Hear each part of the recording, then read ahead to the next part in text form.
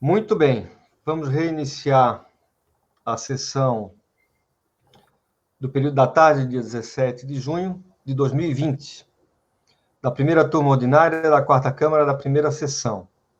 Estão presentes os conselheiros Cláudio Andrade Camerano, Daniel Ribeiro Silva, Carlos André Soares Nogueira, Luciano Yoshihara Arcângelo Zanin, Nelson Kischel, Letícia Domingues Costa Braga, Eduardo Morgado Rodrigues e Luiz Augusto de Souza Gonçalves.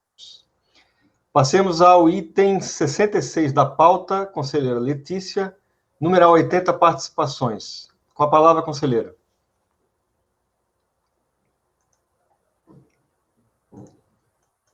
Fui abrir o processo, esqueci de abrir o microfone. Só um minutinho.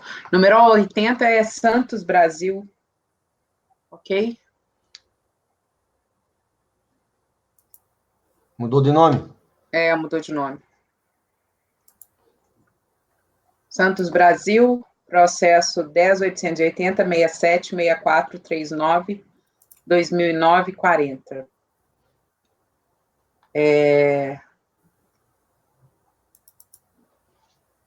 São Perdecompos, uma só, transmitida em 31/5/2007. O motivo para a improcedência do crédito foi que o valor foi integralmente utilizado para a quitação de débitos do contribuinte, não restando crédito disponível, informados na Perdecomp. A manifestação de inconformidade foi apresentada, acompanhada do despacho, onde requereu-se que tratou-se de um simples erro material no preenchimento da Perdecomp, ao classificar o tipo de crédito com pagamento indevido ou maior, quando correto seria saldo negativo de RPJ. E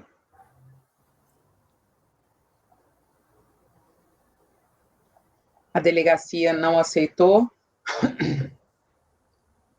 porque a partir de 29/10/2004, a estimativa de RPJ-CSL, eventualmente recolhida maior, deve ser levada da IPJ para o final do ano calendário para compor o saldo negativo.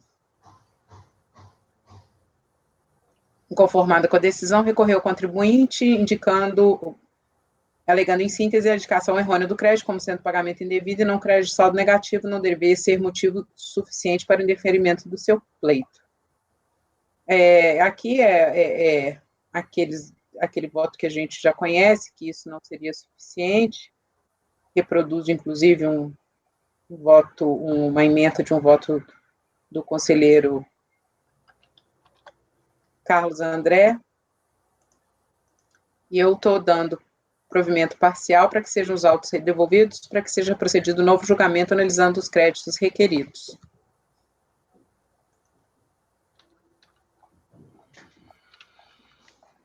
É como voto, presidente. Muito bem.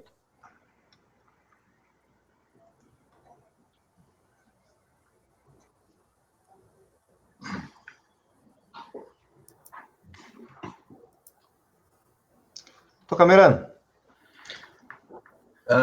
Acompanhe a relatora, presidente. Doutor Daniel. Com a relatora, presidente. Doutor Carlos. Com a relatora. Doutora Luciana. Com a relatora. Doutor Nelson. Presidente, neste caso, eu tenho votado diferente. Eu acho que tem que ser um despacho complementar e não simplesmente voltar. Né? Dá provimento parcial, devolvendo os autos para despacho complementar. Senão vai dar aquele problema que a Letícia já sabe, né? Não, mas eu não estou dando a nulidade da decisão. Eu estou falando... Não é caso de nulidade mesmo. É que não tem que superar o óbice, superado o óbice, volta para a origem, para um despacho complementar, porque não foi analisado o mérito até agora.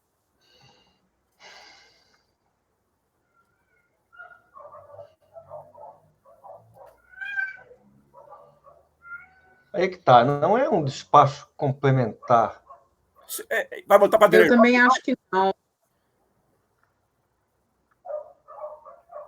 Também acho que não é um despacho complementar, porque, na verdade, ele analisou e falou que tinha um óbice intransponível. Na verdade, ele indeferiu. Indeferiu. Indeferiu. Viu, Nelson? Ele indeferiu no despacho, não é complementar.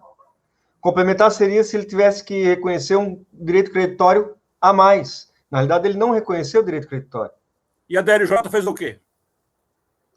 Manteve indeferimento. Ela falou que não tinha, que manteve indeferimento, falou que não podia analisar, porque ele tinha um óbice, que esse erro de indicar pagamento a maior e não saldo negativo era intransponível. Então, esse que foi a decisão. Que Então, não poderia retificar, não pode retificar o comp. Pois é, eu já tenho votos como relator de dezenas de processos que você supera o óbice do artigo 10 da IN 600, porque até agora não foi analisado nem o mérito em momento algum. O mérito, o crédito, né? Está superando esse óbice, devolvendo o processo para que seja analisado o mérito. Mas nesse caso é um despacho complementar, senão vai dar homologação tácita, né? Não dá homologação tácita porque eu não estou dando a nulidade. Só daria homologação tácita se eu desse a nulidade da decisão recorrida. Eu nunca dei nulidade, nunca foi votado nulidade nos processos que eu relatei, mas é provimento parcial para retornar os autos à origem, para que ninguém analisou o mérito ainda, como foi formado esse mérito. Mas é isso que eu estou falando. Eu estou dando provimento parcial para eu retornar e analisar. É a mesma coisa, só que eu não estou chamando de despacho complementar. Porque depois do processo seguir o rito de praxe, o rito ordinário, ele pode voltar para a DRJ, pode voltar para o CARF ainda. Mas é exatamente isso. Mas é isso mesmo. Não vai complementar o que não foi analisado. Nada foi analisado, na verdade. Então, o crédito não foi analisado, é um despacho originário de análise do crédito. É a primeira vez que o crédito vai ser analisado. E já não tem mais prazo para analisar mais nada, então. Lógico, pode. Não está eu acho que a desse diferença aí... Eu acho que a diferença aí é que é a seguinte, no momento que a gente devolve, com base no parecer normativo lá, o que a TRF faz é uma retificação de ofício, né? Ela retifica de ofício para analisar o crédito, quer dizer, a gente supera o coisa e a DRF atua de ofício. Então, por isso que não dá decadência, né? Não dá homologação tácita, né? Então, acho que fica tranquilo. Por isso que eu tenho votado dessa forma. Então, eu vou votar pelas conclusões. Só. Não, ok, beleza. Doutor Eduardo. Eu acompanho a relatora. Eu acompanho a relatora também. Fazer a anotação que o conselheiro Nelson vota pelas conclusões.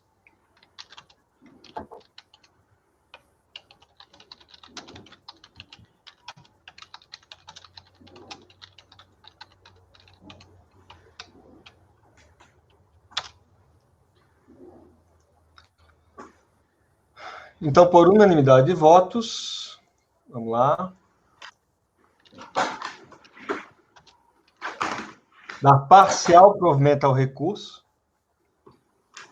Para reconhecer, eu vou depois acertar essa redação, tá? Eu vou simplificar de acordo com aquilo que a gente já vem adotando nos outros julgamentos. Então, dá provimento parcial ao recurso para reconhecer a possibilidade de transformar a origem do crédito pleiteado em saldo negativo, mas sem deferir o pedido de repetição de débito. Eu estou aqui reproduzindo o dispositivo da decisão da conselheira.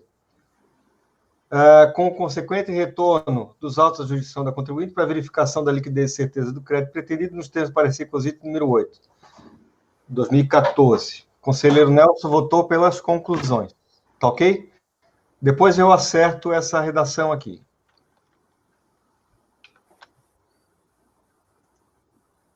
Ok.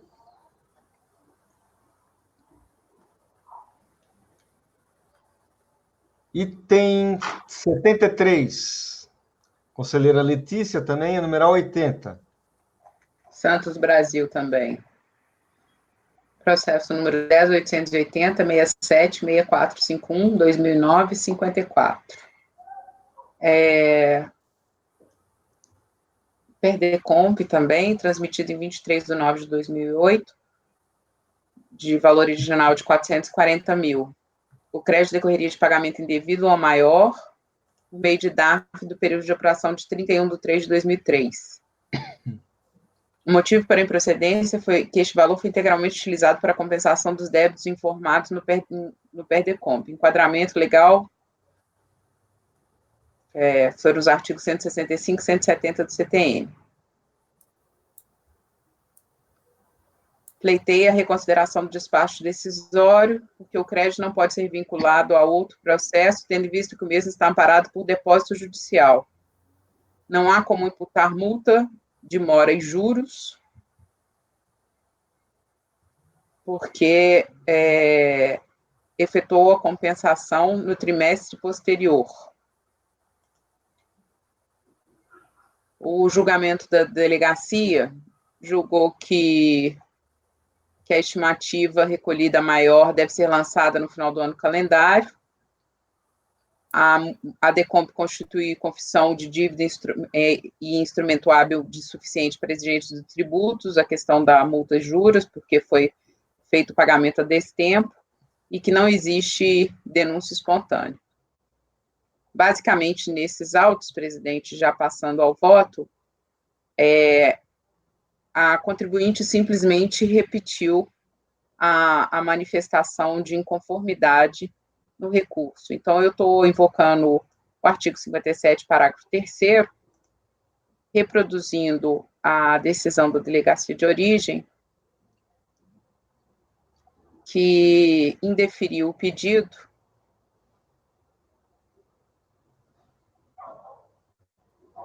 pelas mesmas razões que porque ela já tinha um pedido de compensação com outro processo e apesar dela ter falado que estava suspenso o débito por depósito judicial, ela não conseguiu comprovar nada, a contribuinte continua sem demonstrar absolutamente nada em seu recurso, a questão da denúncia espontânea também não existe, porque o débito já tinha sido declarado, então eu estou mantendo a decisão da delegacia de origem por seus próprios fundamentos, e negando o provimento ao recurso.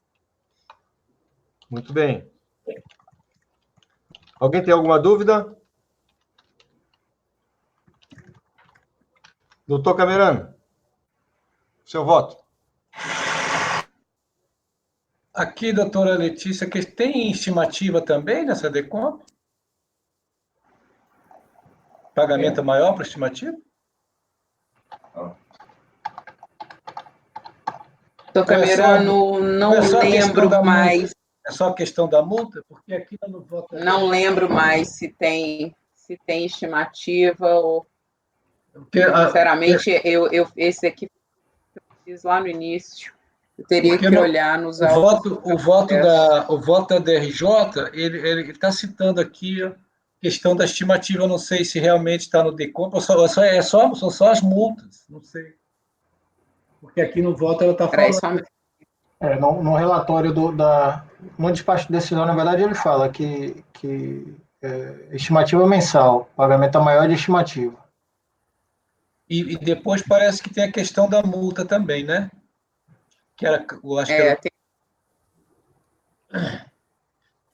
Acho que tem as duas questões, a questão da multa e tem a questão da estimativa e tem a questão do que esse crédito foi utilizado em outro processo. Então, na verdade, são três problemas que tem esse crédito, entendeu? Sim.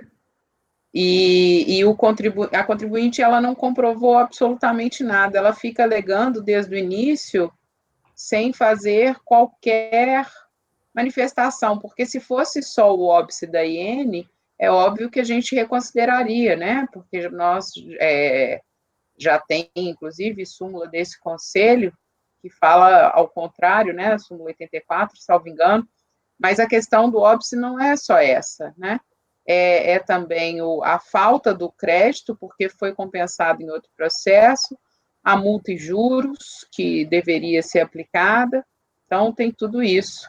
E como a contribuinte não dialogou absolutamente com a decisão da origem da delegacia, eu me restringi também a utilizar a mesma fundamentação, né? Porque ela simplesmente não dialogou com a decisão.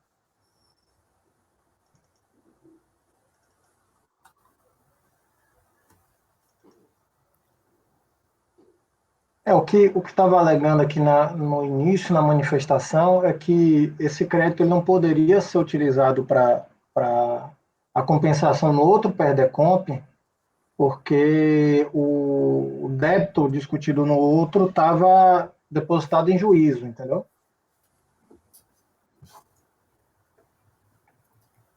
Mas o crédito do outro processo é de DECOMP também? É o mesmo saldo negativo? É isso Não, que... deve ser o mesmo saldo negativo. Pelo que eu entendi, é o mesmo saldo negativo que ele pediu para compensar no outro processo.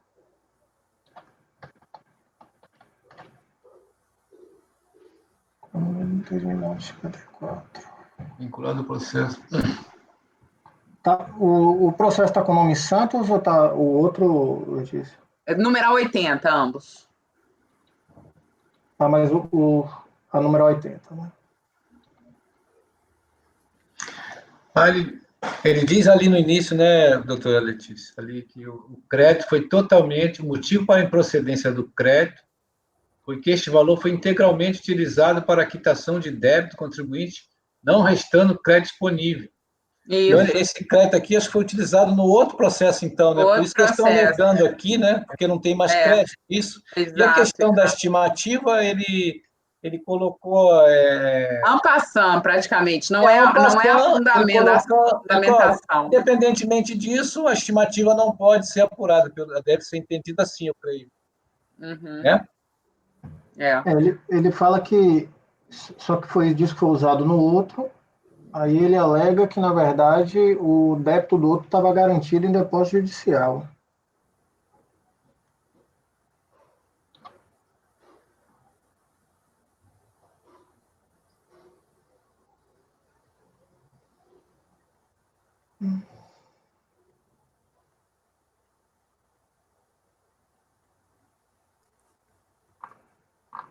O problema é que você não consegue ver você não consegue ver o outro, né?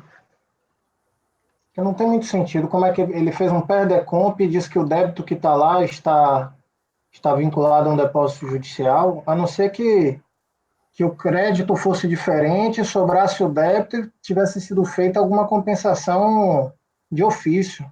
Daniel, é exatamente esse que é o problema, assim, por isso eu utilizei, realmente eu tenho um pouco de restrição de usar o 57, parágrafo 3º, mas como ele não dialogou absolutamente nada com a decisão recorrida, a gente fica sem entender o que é que ele está querendo, sabe?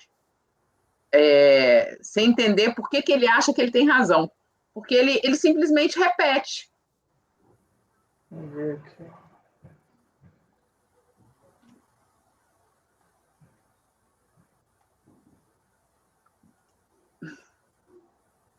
Aí tem um redarf.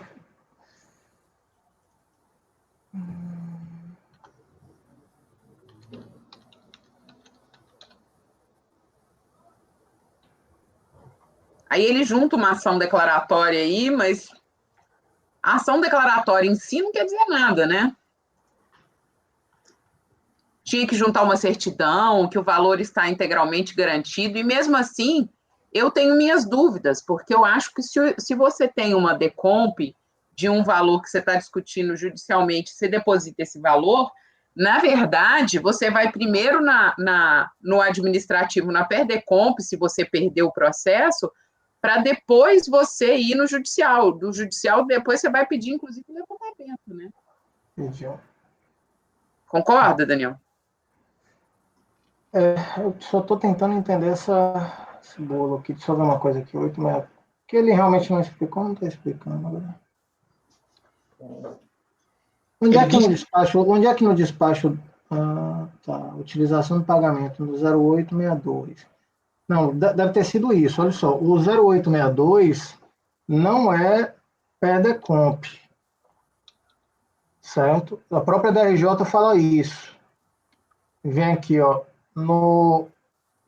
olha o voto da DRJ. Ela diz que o argumento referente ao depósito judicial é improcedente, pois pesquisas nas bases da Receita mostrou que o processo de final 0862, que é o processo que diz que usou o crédito, que está extinto, se tratava de processo de cobrança de valor, né? Ou seja, era um processo de cobrança. Possivelmente, esse crédito aqui ele foi utilizado, o saldo negativo que ele está pleiteando foi utilizado numa compensação de ofício.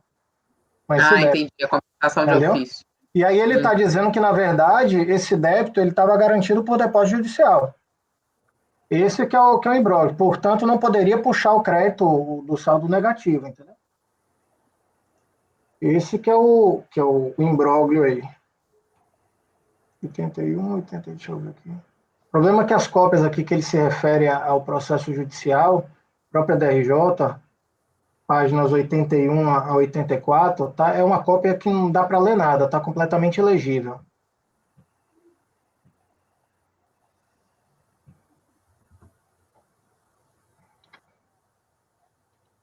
Então, essa é a lógica. Na verdade, o despacho decisório indeferiu porque disse que foi usado naquele processo de cobrança esse saldo negativo, e ele está dizendo que não poderia ter sido usado esse saldo negativo porque o débito objeto da cobrança estava depositado em juízo, que deve ser, teoricamente, essa ação anulatória.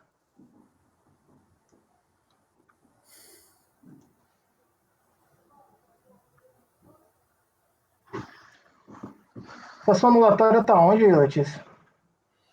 O problema é que o recurso tão mal... Não, mal feito demais. Aí você precisa ficar tentando adivinhar... Adivinhar o que o contribuinte quer, né?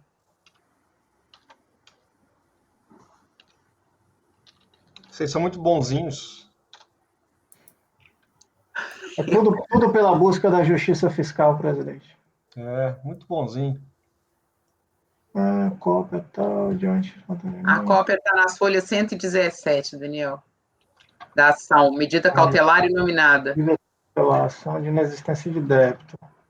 Vamos ver se é o mesmo débito, se a gente consegue identificar se é o mesmo débito.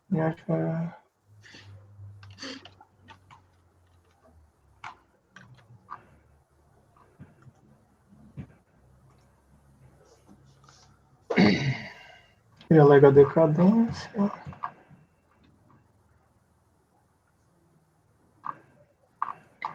Qual é o exercício do... Se bem que é do débito, a gente não tem outro. Aqui, ó. PERDECOMPs, tais. Ele pede para realizar depósito judicial, essa ação aqui. De um monte de PERDECOMPs. Foi uma cautelar para realizar o depósito. Aí tem várias PERDECOMPs. Pois a gente vincular a questão é a gente vincular essa PERDECOMP àquele processo que teoricamente usou o saldo negativo dele. Pois é, mas é isso que eu estou te falando, não interessa. Porque se ele tem a PERDECOMP e se tem o depósito judicial, ele tem duas alternativas. Ele pode ganhar o processo. Se ele ganhar o processo, compensa-se aquela PERDECOMP e levanta o processo judicial. Se ele perder o processo, a PERDECOMP pode ser compensada ou não, ele tem que pagar, e esse depósito judicial provavelmente, ou ele vai converter em renda, aí ele teria efetivamente o crédito, mas é exercício de achismo demais, Daniel. Não, mas E aí, como é que nós vamos conseguir? Não, aí é o seguinte, é porque, na verdade, aí ele vai acabar pagando duas vezes antes da... Isso daí já está depositado em juízo, né? Se já está depositado em juízo, né, não poderia, teoricamente, ter sido compensado de ofício.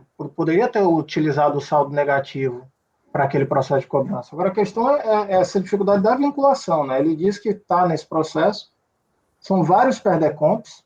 A questão é a gente saber se aquele PERDECOMP, o outro PERDECOMP, né, que tem um número do PERDECOMP aqui, não tem, né?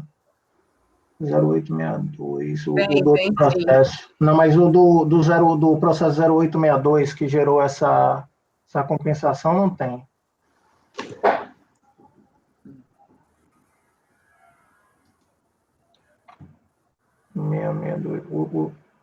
Além disso, ó, tem um outro problema aqui também. Ó. O próprio 6625, o próprio PERDECOMP que a gente está analisando, está com depósito judicial. O PERDECOMP que a gente está analisando é o 6625. Olha aí, está no pedido para depósito judicial também. Pois é. Então, assim, o que eu vou fazer? Eu vou ficar alegando coisas que o contribuinte não conseguiu alegar? O processo do 2862 está extinto, segundo a Receita ali, né? Não é processo judicial, é processo de cobrança. Isso, que é processo de cobrança que foi extinto por pagamento aproveitado pelo saldo negativo que ele está puxando aqui, que ele está tentando compensar aqui. Só que é o que ele está dizendo, olha, aquele processo lá, certo? O valor do débito está depositado em juízo. Então, você não poderia ter utilizado o meu saldo negativo para quitar esse processo, porque eu estou discutindo em juízo ele. Do processo de cobrança? Do processo de cobrança. Só que eu não sei se é isso, Daniel, porque o que parece é que esse PERDECOMP é que está depositado na ação. E não é essa cobrança. Não, mas é isso, são vários PERDECOMPs. O que eu não tenho, inclusive o próprio PERDECOMP que a gente está analisando, no pedido aqui da ação judicial, e vejam que ele tem um depósito aqui, 1.662.000. Ele trouxe também a guia de depósito. Esse 6625, ele também está discutindo aqui nessa ação judicial. Talvez até fosse caso, Letícia, de renúncia ao processo administrativo, entendeu? Concomitância. Exatamente, porque você veja aqui, a corretora teve apontado na sua situação fiscal supostos débitos relativos a PIS/COFINS, sobre os números, aí tem aqui todos os números. O 6625 está aqui, é o 17... Não, mas eu acho que o processo é só para garantir, Daniel, que ele estava precisando de CND. Ele não está disputando... A cautelar é para garantir, depois vem a declaratória de inexistência de débito.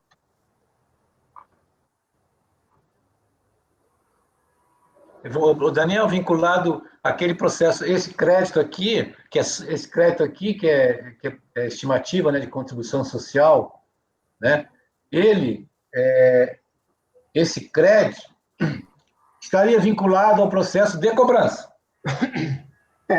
Qual a questão? Ele entrou com o PERDECOMP, ele está questionando, aqui pela ação judicial, ele está questionando a cobrança de PIS e COFINS, entendendo que ele é imune, tá?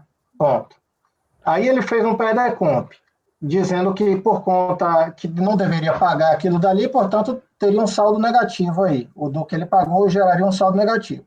Aí o despacho decisório diz, olha, o que você está declarando saldo negativo, não existe crédito mais, porque esse crédito foi utilizado no processo tal, que foi um processo de cobrança. Isso está extinto. Que está extinto pelo pagamento, beleza. Então, está extinto. Tem algum crédito para trazer de lá para cá? Não tem. Mas entenda, o que ele está dizendo é o seguinte, que esse processo aqui que está extinto, na verdade, o valor do débito dele estava depositado em juízo. Não, mas não pode ser nessa assim. ação judicial, que está aqui. Então, mas está errado, Daniel, porque na ação judicial ele só discute PERDECOMPs, ele não está discutindo esse outro processo de cobrança. Mas aquele era o processo de cobrança, muito provavelmente, de um PERDECOMP não homologado. Acho que não. Aí ele teria botado o número do PERDECOMP, não? O crédito é o mesmo. Ele começou a fazer PERDECOMP, por entender imune, Tá? E depois entrou com ação judicial. Eu acho que, na verdade, aqui é questão de concomitância. Veja que o 6605 que a gente está discutindo está aqui. Ele entra com a cautelar primeiro para depositar em juízo e depois ele entra com ação anulatória. E o PERDECOMP que a gente está discutindo está aqui. Validade dos créditos utilizados.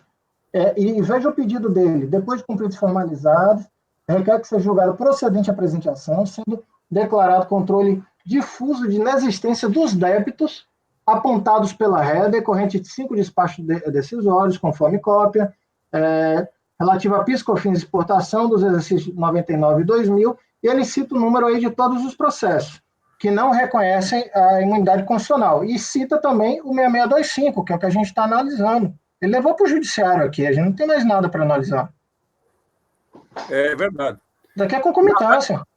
Eu acho que na data que ele transmitiu essa decomp aí, ele não tinha mais esse crédito aí. Não, na verdade, ele começou a transmitir e aí depois começou a ter despacho indeferindo.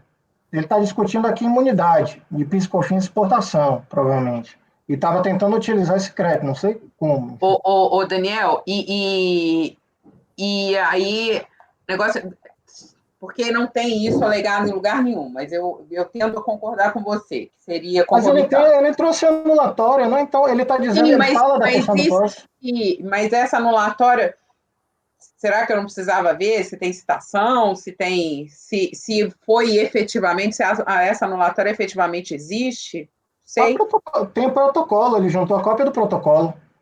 Mas a DRJ disse que essa questão de depósito depósito é irrelevante. Não, mas ele fala o seguinte, é irrelevante, o que você está dizendo não tem pertinência.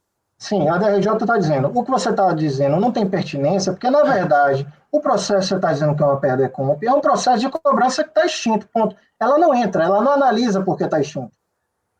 Certo? Não, mas se está extinto pela compensação por pagamento, não é isso? Sim, ou a compensação de ofício.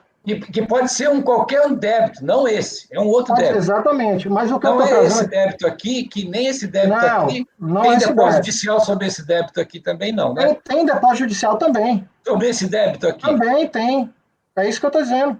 Que não é o mesmo daquele lado do outro não processo. Não é o mesmo, exatamente. Ele depositou tudo judicialmente, 1.600.000, tem a cópia do depósito. Do débito está sendo discutido nesse processo? Tudo. Então, nós vamos discutir o que aqui, então? Pois é, o que eu estou dizendo. Não tem o que a gente discutir aqui, é concomitância. Mas a decisão da DRJ não foi nesse sentido. Não foi. A decisão da DRJ foi dizendo que não tinha crédito disponível. Pronto. Aí ele vem, olha, está tudo depositado judicialmente e traz as ações judiciais junto ao recurso. Aí agora, em diálogo com a decisão da DRJ, aí chega agora no recurso, está aqui, cópia de tudo. Tem cópia da cautelar com depósito judicial, tem cópia da anulatória, que tem por objeto essa PERDECOMP que a gente está analisando.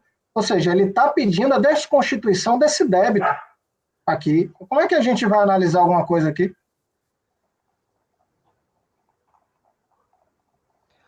Se ele está pedindo a desconstituição dos débitos que estão sendo objeto desse processo aqui, concordo com o Daniel.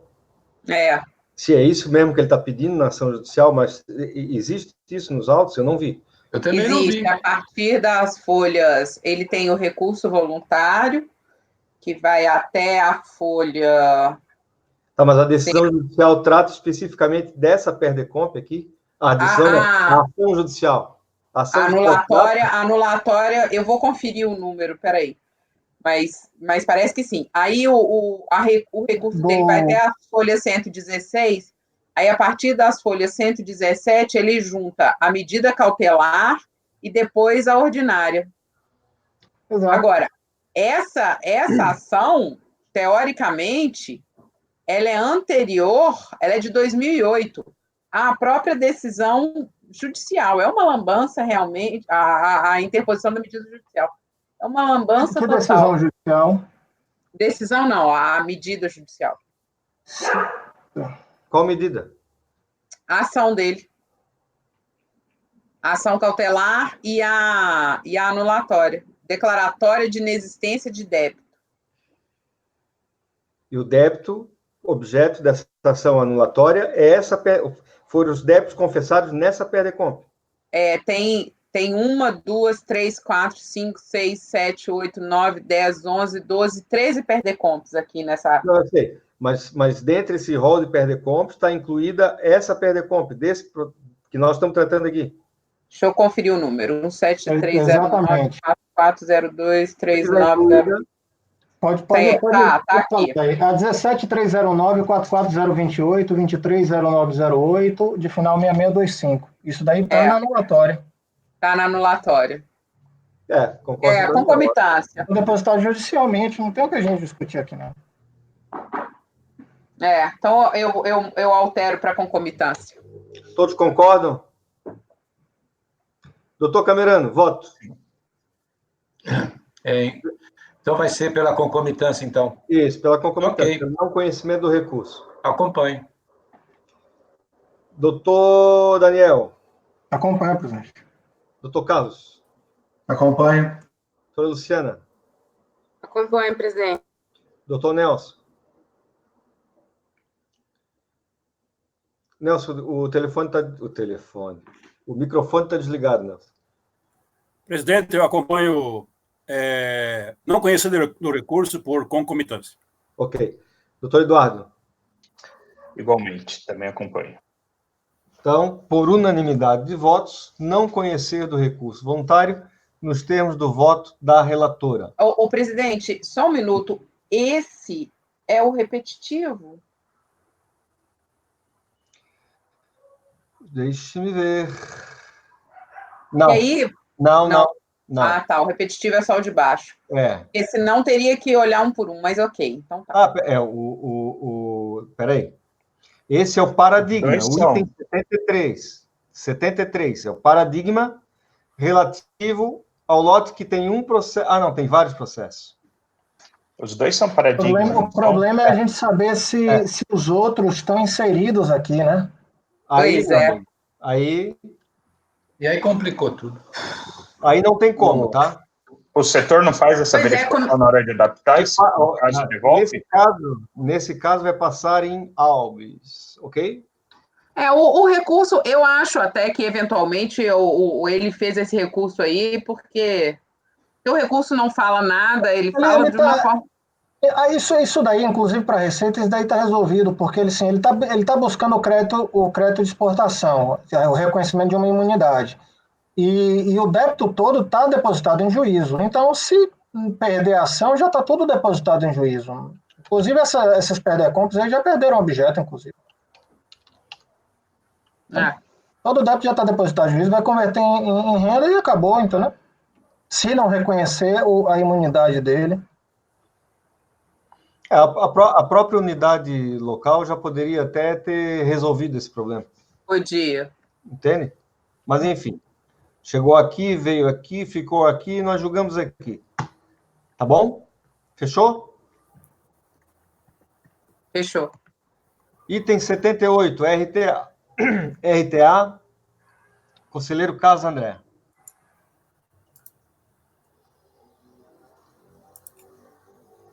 Presidente, então... Não, pera. Tem um 73 meu depois, não? Peraí. Tem um outro... Nós já julgamos 2, numeral 80? Já. Esse era o segundo? Esse era o segundo. Não, então esse não é repetitivo. Repetitivo foi o primeiro que a gente julgou. Não, os dois são. Os dois? Os dois. Os dois são paradigmas de lotes repetitivos. O 73 é relativo ao 74, 75, 76 e 77. Ah, tá. Tá?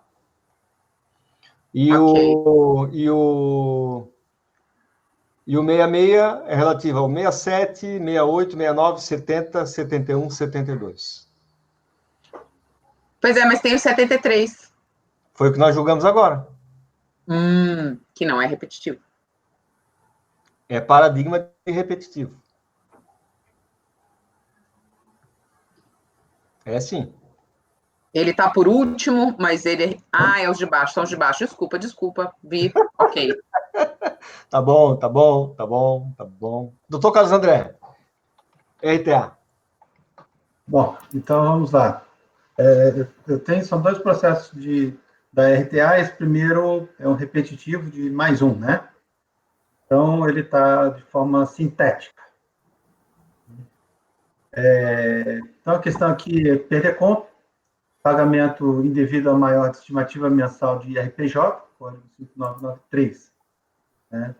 A autoridade administrativa emitiu despacho decisório, indeferindo o crédito, não homologando as compensações. A razão do indeferimento foi a integral utilização do DARF indicado como origem para a quitação de débito declarado pela contribuinte. Naquele caso clássico que a gente conhece, né, apontou um DARF como origem, na hora que a Receita vai olhar esse DARF está alocado a um débito declarado já pela contribuinte. Então, a contribuinte apresentou manifestação de inconformidade, que alegou em síntese que o pagamento indevido decorreria da diferença entre o valor efetivamente pago e aquele apurado em balanço, balancete de redução ou suspensão, conforme DIPJ. No julgamento de primeira instância, a DRJ considerou a manifestação improcedente, porque, de acordo com a legislação de regência, o alegado pagamento deveria compor eventual saldo negativo. Né? Somente nesse caso, gozaria de liquidez e certeza. Né? Quer dizer, não pode, ainda naquele entendimento antigo de que a repetição da estimativa não pode ser feita, porque ele tem que levar para apuração no ajuste anual, só no final do ano é que tem liquidez e certeza para que haja devolução. Inconformada, a contribuinte interpôs recurso voluntário, por meio do qual, em síntese, reeditou as alegações da manifestação de inconformidade. Passando para o voto, né, na espécie, há duas questões a serem apreciadas. A primeira, quanto à possibilidade jurídica de repetição, e a segunda, se o contribuinte logrou demonstrar a liquidez e certeza do crédito. Né? Então, a primeira, a gente usa a súmula CARF número 84 para já afastar esse óbice, né? Que diz que pode ter a repetição do pagamento indevido de estimativa. Né? Então, em tese, o pagamento maior indevido de estimativa é passível de repetição. Contudo, tem que a contribuinte não logrou comprovar a liquidez e certeza. A fiscalização deixou de reconhecer o DARF, o crédito, porque o DARF havia sido inteiramente utilizado para quitar um débito declarado, né? Portanto, tem que desconstituir esse débito. O erro de preenchimento, o erro de fato, né, não é óbice suficiente para impedir isso, entretanto, considerando que a contribuinte havia constituído esse débito, impede que ela demonstre qual o débito condizente, e, nesse sentido, a mera apresentação da DIPJ é insuficiente. Né? A argumentação que a gente já está acostumado. Né? Também cito aqui alguns precedentes. Então, a contribuinte, em conclusão, a contribuinte, portanto, deveria ter trazido aos autos a escrita comercial e fiscal para fazer prova do montante de estimativa de IRPJ efetivamente devido. Sem tal comprovação, o crédito não tem liquidez e certeza, e eu voto no sentido de negar provimento ao recurso voluntário. Esse é o voto, presidente. Muito bem. Alguém tem alguma dúvida? Passemos à votação, então. Conselheiro Camerano. Acompanho o relator, presidente. Conselheiro Daniel. Relator, presidente. Conselheira Luciana. Acompanho o relator, presidente. Doutor Nelson. Microfone, doutor Nelson. Presidente, acompanho o voto do relator. Doutora Letícia. Com o relator. Doutor Eduardo. Também com o relator. Também voto com o relator por unanimidade. Então, negar provimento ao recurso voluntário. Aí nós temos o item 81, doutor Carlos. Também da RTA.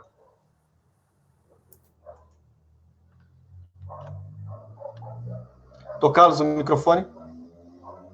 Não. Microfone? Ok. Perdão. Eu procuro manter sempre fechado, né? Não, está certo, é isso mesmo. Então, também PRDCOMP, estimativa mensal de imposto de renda da pessoa jurídica, né? A diferença aqui, está destacado, inclusive, para os senhores, né? A autoridade administrativa emitiu despacho decisório, indeferiu o crédito. A razão do indeferimento foi a vedação da repetição do pagamento indevido ao maior de estimativa mensal que deveria compor o saldo negativo do imposto, né? E resignada com a decisão administrativa, apresentou manifestação, alegou em síntese que o pagamento devido decorreria da diferença entre o valor efetivo e aquele apurado em balanço e balancete. O julgamento de primeira instância, a DRJ considerou a manifestação de inconformidade improcedente, porque, de acordo com a legislação, o pagamento deveria ser compor o saldo negativo. Muito bem.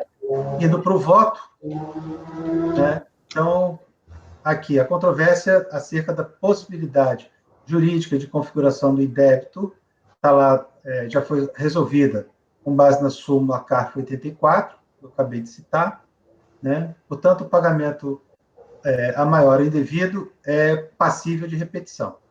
Contudo, compulsando os autos, verifico que não foi feito um exame de certeza e liquidez do crédito, bem como de sua disponibilidade. Esse exame deve ser feito pela Receita, né? Aqui, eu agora não me lembro bem por que eu fiz essa distinção, mas eu estou votando no sentido de devolver o processo. Na época, eu fiz uma distinção aqui, que a razão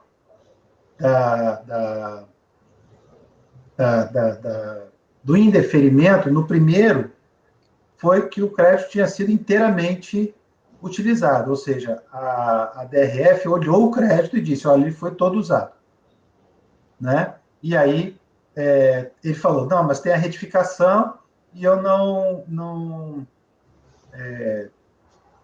e aí ele não trouxe as provas dessa retificação, né? Esse aqui, o indeferimento não foi porque o crédito estava inteiramente utilizado. O indeferimento e a decisão da DRJ foram no sentido de não pode usar. Não pode usar porque tem que compor o saldo negativo, né?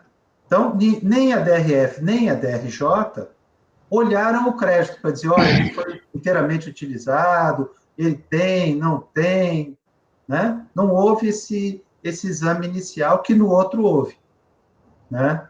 Então, por isso, neste aqui, eu estou propondo o provimento parcial para afastar a vedação a repetição do pagamento indevido ao maior da estimativa, para que os autos sejam remetidos à autoridade administrativa da Receita para exame, daí sim, certeza, liquidez e disponibilidade, com base no parecer normativo número 8.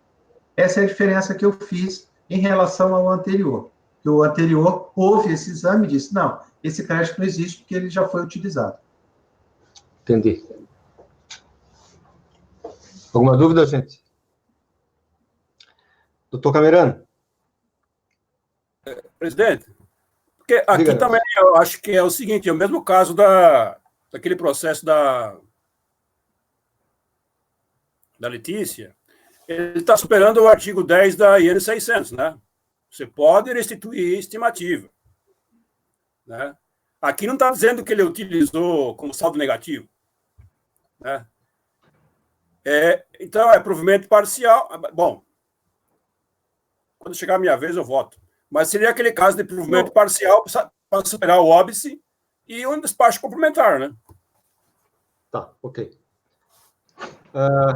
Doutor Camerano. Acompanho o relator, presidente. Doutor Daniel. Acompanho o relator, presidente. Doutora Luciana. Acompanho o relator, presidente. Doutor Nelson. Eu acompanho o relator pelas conclusões. Ok. Doutora Letícia.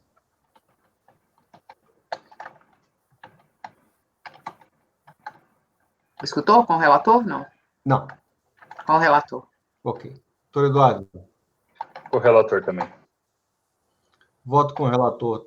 Então temos aquela decisão padrão, né, da provimento parcial, determinando o retorno dos autos para que seja para que a unidade local avalie a liquidez e certeza do crédito, tá? Votou pelas conclusões, conselheiro Nelson. Item 82, 83. Doutor Daniel, item 87, ProSign.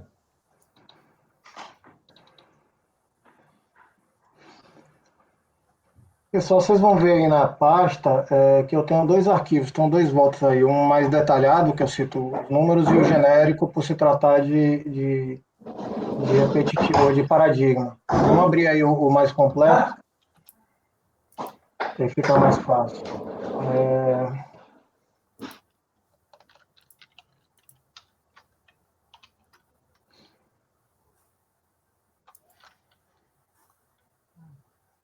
Então, vamos lá. Trata-se de declaração de compensação transmitida pela contribuinte em epígrafe, com o intuito de compensar débitos nela informados, tendo por fundamento o direito creditório decorrente do pagamento a maior da terceira cota de ARPJ do período de apuração 31/3/2012, no valor de 124 mil. O crédito utilizado na aludida compensação em valores originais totaliza 93 mil. Em 3/4/2014, despacho decisório não reconhecendo direito creditório pleiteado e não homologando a compensação transmitida, porquanto o DAF informado na DECOMP havia sido integralmente utilizado no pagamento de débito constituído. Cientificada da ação fiscal, a contribuinte apresenta manifestação de conformidade, informa a interessada que o crédito pleiteado tem fundamento em erro de cálculo do valor da terceira parcela do pagamento de RPJ, referente ao período de apuração de março de 2012, para o cálculo do lucro presumido, aplicou a alíquota 32%, quando o correto seria 8%. Tem aí a ementa do acórdão da RJ, que fala da questão do erro de fato. Isso porque, conforme o entendimento da turma jogadora, constata-se que, em regra, a alíquota aplicada à apuração do lucro presumido é de 8%. O percentual 32% incide apenas em caso de prestação de serviços em geral, exceto hospitalares, intermediação de negócios, administração, locação, cessão, bens, imóveis, direitos de qualquer natureza. Ainda, no que concerne a vinculação do pagamento de débito confessado, cumpre informar que nas DCTFs transmitidas, correspondente ao mês de junho, a interessada informou que recolheria IRPJ do período de apuração de março de 2012 devido à quantia de 365 mil, em 3 cotas. Verifica-se assim que, consoante DPJ transmitida ao fisco, antes proferido o despacho decisório, os valores declarados no DCTF que serviu de fundamentação da decisão judicial estavam erroneamente declarados, o que conduziu à conclusão de que o direito creditório pleiteado não existia. E resignado com a autuação, o interessado apresenta recurso voluntário. Diz que é certo que apenas o pagamento dos DAFs correspondentes que apenas após o pagamento dos DAFs correspondentes que a recorrente percebeu equívoco na apuração do seu IRPJ do primeiro trimestre. Basicamente, tentando resumir essa parte final, ele optou por pagar em cotas, né? Tinha confessado um débito de 365 mil, que, portanto, em 3 cotas de 1/3 de cada. Depois ele retificou e trouxe um débito a 135 mil, tá? E o que é que o sistema da Receita Federal fez? Ele apropriou parcialmente para cada cota dessa e cada pagamento desse, o valor que seria devido, agora com recálculo, e quanto sobraria de cada parcela dessa dele paga maior. Por outro lado, o que é que o contribuinte quer? Ele quer puxar todo esse débito, 135, para aproveitar do primeiro pagamento dele e sobrar os créditos das outras cotas que ele pagou em valor a maior. Então, basicamente, essa discussão. Se a alocação seria proporcional a cada cota. Então, antes ele declarou que devia 120 mil de cada cota, agora ele deve 40. Então, na verdade, ele tem 80 mil de repetição de cada cota dessa, ou se você puxaria o pagamento para aproveitar integralmente as cotas, né, o valor devido, sobrando o crédito nos períodos de apuração posteriores. Basicamente, é essa a questão. Aí ele diz que o crédito é suficiente e por aí vai. Posso seguir, presidente? Pode seguir. Bom, Alegou a interessada que o pagamento maior decorreu de equívoco na aplicação da alíquota incidente sobre a receita bruta para o cálculo do lucro presumido. Diz ter utilizado a alíquota 32%, quando a correta seria 8%. Informou ainda que a DCTF transmitida em 25 de nove de 2012 daria respaldo às suas argumentações. Ressalta-se que a recorrente, além de apurar e realizar o pagamento com base na alíquota 32%, realizou o pagamento do IRPJ em cotas, totalizando 365 mil. O valor do pagamento do IRPJ, período de apuração 31 de 3 de 2013, em 3 parcelas de 121.952,18, era perfeitamente condizente com a DCTF original, transmitida pela interessada em 22 de 5 de 2012, bem como com as retificadoras entregues, que ele fez 2 retificadoras, mesmo assim não mudou, em 23 de 5 de 2012 e 28 de 8 de 2012. Afinal, nas aludidas DCTFs, confessou-se o IRPJ devido de 365 mil. Apenas em 21 de 4 de 2014, ou seja, mais de 2 anos depois, depois de cientificada do despacho decisório, é que a contribuinte promoveu a retificação da DCTF para que dela constasse o IRPJ devido no valor de 135 mil, que, não obstante tenha sido tardiamente declarado em DCTF, já constava na ficha 14A da DIPJ, entregue em 2013, em junho e agosto de 2013. Assim é que, por conta das novas DCTFs transmitidas, o valor devido por cada cota passou de 121 mil para 45 mil, gerando o direito à restituição de parte de cada parcela paga maior. Exatamente por isso que o sistema da Receita Federal apropriou para cada pagamento um montante de 45 mil, na sistemática de pagamento de cotas, escolha de pagamento feita pelo próprio contribuinte. Ocorre que pleiteia recorrente o direito de usar integralmente o crédito relativo à terceira cota de IRPJ, no valor de 121 mil, por entender que o montante pago nas demais cotas seria suficiente para a quitação de todo o tributo devido. E realmente é. Entretanto, ao contrário do que quer fazer crer o recorrente, na medida em que ele opta pelo pagamento em 3 cotas, faculdade conferida pela legislação, e ao fazer as respectivas certificações, o resultado final é um pagamento maior em cada uma das cotas, atendendo à opção realizada pelo contribuinte. Não se trata de proporcionalização das cotas a pagar, mas sim de efetivo pagamento maior em cada uma das cotas. Assim é que o direito à restituição, da exata forma que é orientado pelas perguntas e respostas indicadas no recurso, deve ser formalizado através de pedido de restituição do valor paga maior em cada uma das cotas. Por sua vez, situação diferente seria se o pedido fosse feito antes da quitação das 3 cotas, o que não foi o presente caso. Assim, correta a decisão recorrida, na medida em que deu parcial provimento à manifestação de inconformidade para reconhecer o crédito de pagamento a maior da terceira cota, no valor de 78 mil, que é exatamente a diferença entre 121 mil e os 41 mil efetivamente devidos. E é meu voto, presidente.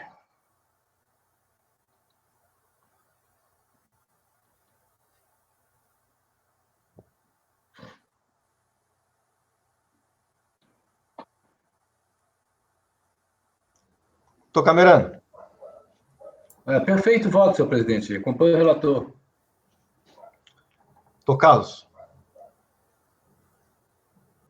Um voto do doutor Daniel, que o doutor Camerano disse que é perfeito, eu tenho que concordar, né? Acompanho o relator. É bom que tá gravado esse vídeo. É verdade. Doutora Luciana. Peraí, acompanho, presidente. Doutor Nelson. Acompanho o relator. Doutora Letícia. Acompanho. Doutor Eduardo. Também acompanho. Eu também acompanho, então temos, por unanimidade de votos, negar provimento ao recurso voluntário. Passemos, então, item 89, conselheira Luciana, Brisas do Meireles.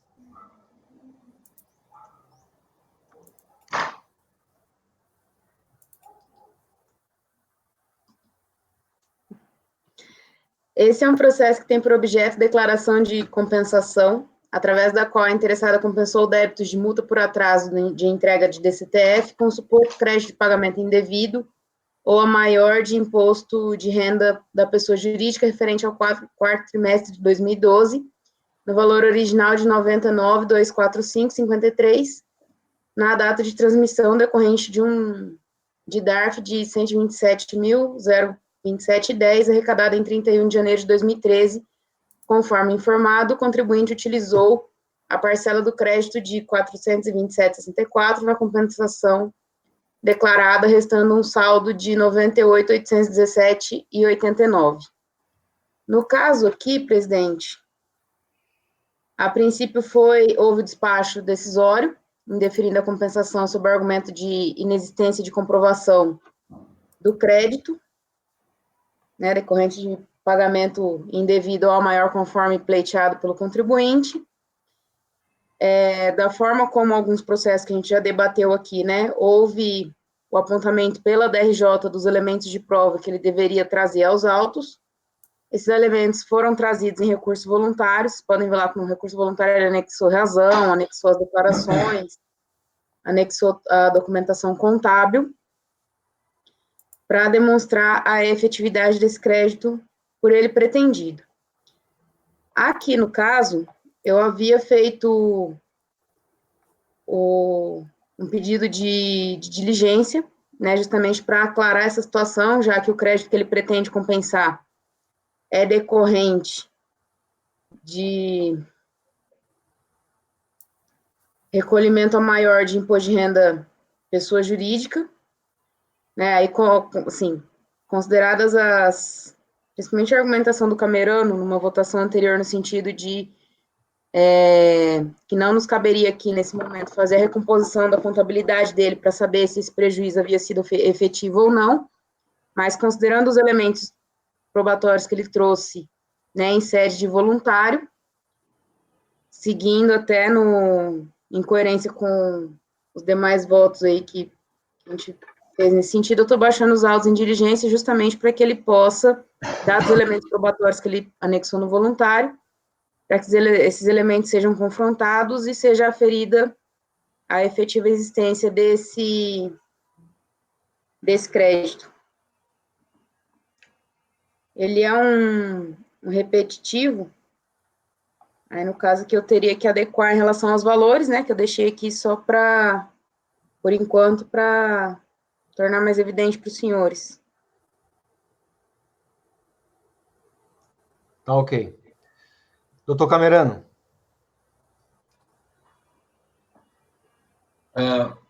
Estão me ouvindo? Sim. Então, É isso mesmo, doutora Luciana, também entendo como está descrito no teu voto. Houve um recolhimento de R$ 127.000,27, bem próximo dos 128.098 que estão na DIPJ, calculado a alíquota de 32%, o percentual da base de cálculo. Em todos os trimestres, ele calculou a 8% a base de cálculo. Só no quarto trimestre que ele utilizou-se da base de cálculo 32%. Eu acho que se a unidade fosse realmente definir com certeza mesmo esse equívoco, teria que analisar o quarto trimestre, porque todos os 3 trimestres anteriores ele calculou 8%. Então, eu estou de acordo e acompanho o voto da relatora. Obrigado, doutor Camerano. Doutor Daniel. Acompanha, presidente. Doutor Carlos. acompanha. Doutor Nelson. Oi. Doutora Letícia.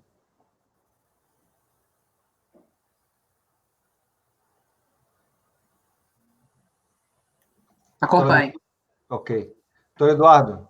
Também acompanho, presidente. Também acompanho. Por unanimidade de votos, converter o julgamento em diligência nos termos do voto da relatora.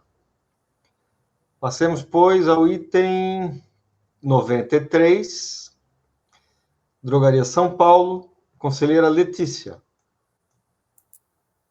Esse processo vai ter sustentação, tá?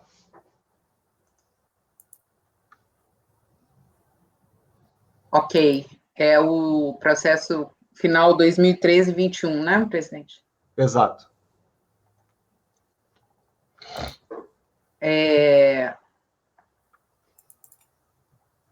Trata-se de um despacho decisório que não homologou a compensação declarada em Perdecomp. Indica um crédito inicial de 128 mil e DARF de 800 mil. Segundo o despacho, o pagamento foi integralmente utilizado para a quitação de débito contribuinte. Em manifestação de inconformidade, recebida em 9/9/2013, o interessado diz que, em DCTF, declarou o débito de R$ 1.380.000, valor menor que o devido. Em 30/6, procedeu à retificação da DCTF e o débito foi alterado para R$ 2 milhões. Recolheu a diferença de 643 com a multa de 128. O recolhimento, porém, estava isento de multa de mora em face da denúncia espontânea. Aí ele junta o parecer da Procuradoria, que fala da questão da denúncia espontânea, o ato declaratório da Procuradoria, chancelado pelo Ministério da Fazenda, e, quando da decisão de origem, não foi aceita a manifestação de inconformidade, porque considerou-se que o pagamento não houve uma denúncia espontânea. Manteve-se o despacho decisório. Interpôs recurso a contribuinte, alegando em síntese que deveria ser garantido o crédito do valor pago a maior, pois não seria devida a multa moratória em virtude da denúncia espontânea, e que sua declaração retificadora e o pagamento do tributo ocorreram concomitantemente. Então, na verdade, tinha uma DCTF, teve uma compensação, teve uma DCTF, ele pagou o tributo e logo depois ele verificou que tinha efetivamente um pagamento a menor, retificou a DCTF e pagou o tributo. Bom, esse é o que tem sustentação oral, né, presidente?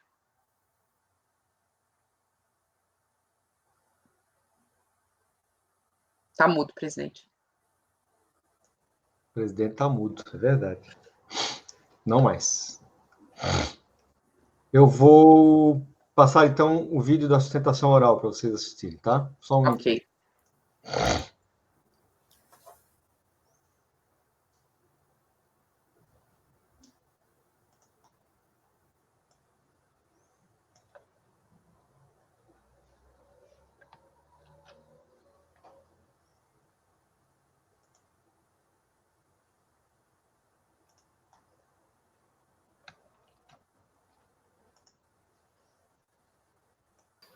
Boa tarde, senhores conselheiros, senhora relatora, espero que todos se encontrem bem. O caso referente ao item 93, que servirá de paradigma para o item 94, trata de declaração de compensação com crédito oriundo de pagamento indevido de multa de mora, quando da apuração de diferença devida de imposto de renda de novembro de 2009. Ao passo que o item 94, apesar de ter as mesmas razões, trata de diferença apurada de CSLL para o mesmo período. Em suma, a recorrente verificou que havia um erro na sua apuração de novembro de 2009 e que o valor efetivamente devido de CSLL e de imposto de renda para o período era superior ao declarado e recolhido. Por essa razão, a recorrente recolheu em 30 de junho de 2010 a diferença devida, acrescida de multa de mora e juros, e posteriormente retificou a sua DCTF, declarando o valor reapurado de imposto de renda e CSLL.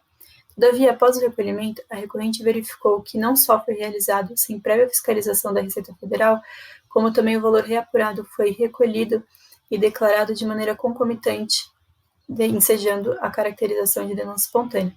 Nesse sentido, o STJ, por meio de repetitivo, pacificou o seu entendimento acerca do tema, concluindo pela caracterização da denúncia espontânea quando o contribuinte, constatando diferença devida para o período, retifica sua declaração e concomitantemente recolhe o valor devido, tendo em favor de si o afastamento da multa moratória devida. Além disso, a Procuradoria da Fazenda Nacional editou o parecer no ano de 2011, dispensando os procuradores de recorrerem nos casos em que houve o reconhecimento da denúncia espontânea. Não bastasse isso, uma vez pacificado o entendimento do STJ por meio de recurso repetitivo, que foi o caso, se disse que o CARF fica vinculado a essas decisões, conforme previsto em seu próprio regimento interno. Além disso, outro ponto importante a ser esclarecido é que no acórdão da DRJ, equivocadamente, a autoridade julgadora entendeu que houve o recolhimento após a retificação da DCTF, em julho de 2011, o que afastaria o reconhecimento da denúncia espontânea. Todavia, o recolhimento de que trata o acórdão da DRJ se refere à parcela do débito originalmente declarado, que era composto por duas compensações, sendo que uma delas foi homologada parcialmente. ensejando o recolhimento da diferença que compõe o valor inicialmente declarado, não tendo nenhuma relação com o recolhimento que originou a multa de mora-hora debatida. Por essas razões, resta evidente que estamos diante de denúncia espontânea, fazendo jus à recorrente do crédito oriundo de pagamento indevido de multa de mora, devendo ao final ser reconhecida a homologação das compensações realizadas. Obrigada pela atenção.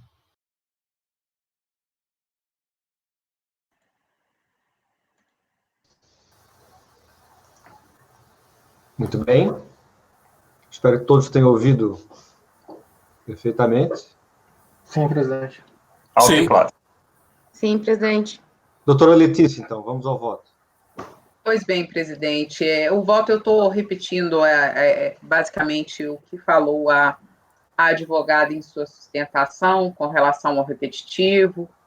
E realmente a delegacia de origem, ela se equivocou, né, porque tinha pedido de compensação, só que essa retificação que foi feita em DCTF foi feita em 30/6/2010 e o pagamento ocorreu efetivamente no mesmo dia. Então, não havia débito declarado anteriormente e não recolhido. Foi tudo feito no mesmo dia. Então, por essas razões, presidente, eu estou dando provimento ao recurso da contribuinte, reconhecendo o crédito de R$ 128.684,05.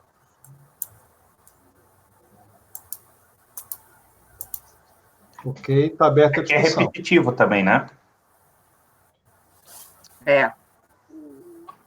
Esses valores... É repetitivo. É um repetitivo. Essas datas e valores não vai dar problema na replicação?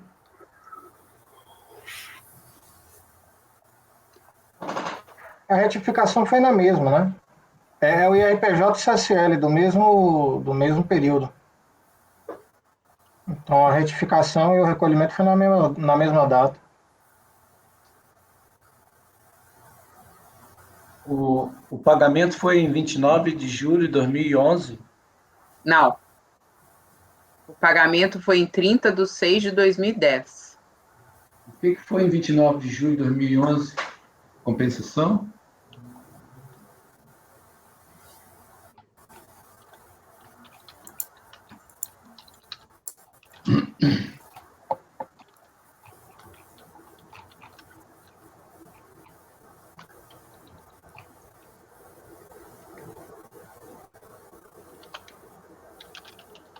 Não sei o que foi em 29 de junho de 2011, não.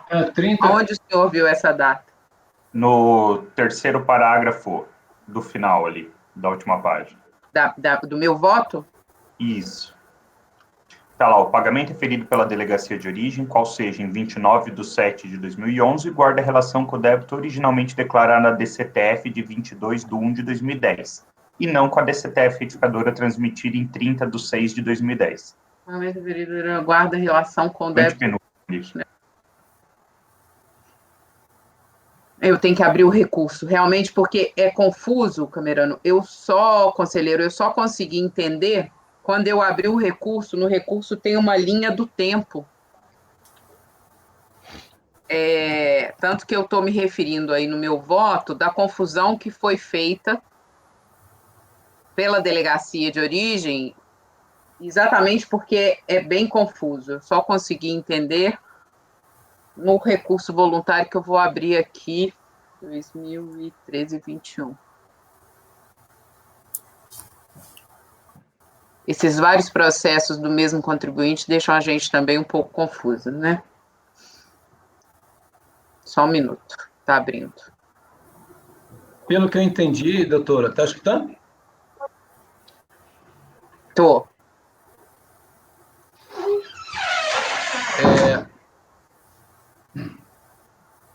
Ele teria recolhido um débito de 1.380.000 e devidamente declarado em DCTF, certo? Aí percebeu que o imposto de renda a recolher era superior, teria que ser superior a esse valor, correto? Aí ele fez com uma nova DCTF. Recolheu a diferença, certo?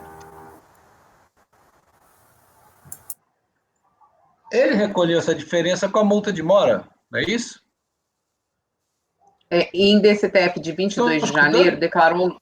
Estou escutando, você está me escutando? Estou.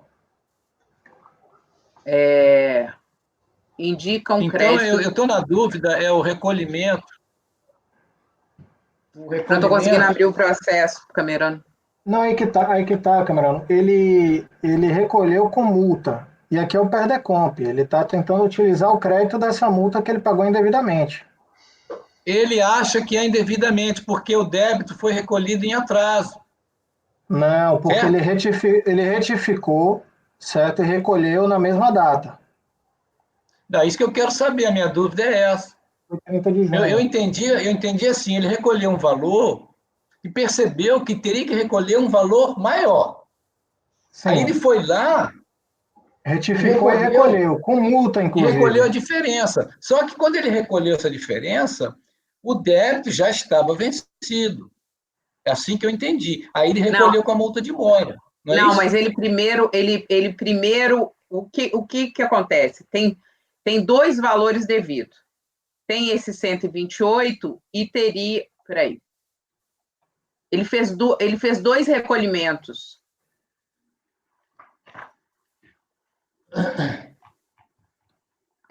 Eu preciso abrir o processo, doutor Camerano, e não está abrindo aqui. Só um instante aqui, deixa eu ver se eu peguei o processo certo. É o 2013-21, né? Isso. Então, deixa eu ver aqui, deixa eu conferir aqui. Ele não está abrindo, acho que eu vou ter que entrar de novo. Letícia? Pois não, cara. Se pegar aqui no próprio relatório da pegar o item 4 ali, né? Ele vai dizer, né? Foi feita a DCTF em 22 de janeiro, com débito de 1.380.000. 22 de janeiro de 2010. Isso. Em 30 de junho, ele retifica a DCTF para 2.2024. Isso. Recolheu a diferença de 643 entre 1.380 e com multa de 128. Só que ele aqui não diz a data que ele recolheu. Essa eu tenho certeza que foi 30/6. Isso. Se esse recolhimento é em 30/6, esta situação aqui é exatamente a situação que o STJ diz que cabe a denúncia espontânea. Exatamente. Agora, eu só estou querendo ver a outra situação que foi a confusão que a delegacia fez, entendeu? Só para esclarecer o Camerano o porquê da confusão da delegacia. Mas eu acho que é porque ele teria uma outra compensação que ele recolheu depois. O débito, então, não tinha atraso, né? O Camerano, na verdade, há atraso, mas a decisão do STJ é dizendo o seguinte, olha, se houver... você fez a declaração a menor, na época correta. Depois, você, antes de qualquer manifestação, qualquer iniciativa da administração, você retifica para o valor correto e paga, né? Junto ou antecipadamente. Esse débito retificado, né? Este pagamento ele está albergado pela denúncia espontânea e ele é feito sem multa. Ah, tá. Apenas com juros. A minha dúvida era essa. O procedimento da administração, que momento é esse? É anterior ao despacho decisório, então? Sim. Sim, anterior a qualquer procedimento. Não seria um procedimento da administração, então, que vamos dizer, perturbaria aí a questão da multa de mora, né? Veja, se ele tiver recebido uma intimação sobre a matéria, mesmo que seja uma diligência, já não cabe mais. Sim. Iniciou-se um procedimento. Então, isso tem que acontecer antes de uma intimação, antes de uma fiscalização, antes do despacho decisório. Aliás, esse caso específico, no caso dos conselheiros fazendários, é o único caso que obrigatoriamente estão sujeitos, né, que os conselhos fazendários reconhecem o instituto da denúncia espontânea, pelo menos são essas decisões que eu tenho visto até agora, né? Que é esse caso específico do repetitivo do STJ. Né? Existem outras decisões aí no CAF a respeito da denúncia espontânea, mas é completamente diferente desse.